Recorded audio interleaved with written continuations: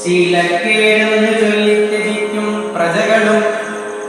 വല്ലഭമേറെയുള്ള വിദ്വാനെന്നിരിക്കലും തെല്ലുമേ മടിയാതെ വിദ്യകൾ ഗ്രഹിച്ചിട്ട് പിന്നെ അങ്ങുപേക്ഷിക്കുമെന്നതുപോലെ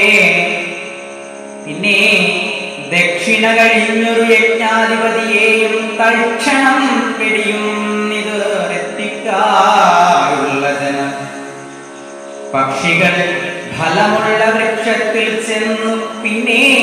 തൽക്ഷണം ഫലം കഴിഞ്ഞിടുമ്പോൾ പോകും പോലും ഭോജനശാല ഭോജനം കഴിച്ച് ഭോജനഗൃഹം വിട്ടുപോകുന്നു പാന്തർ പോലും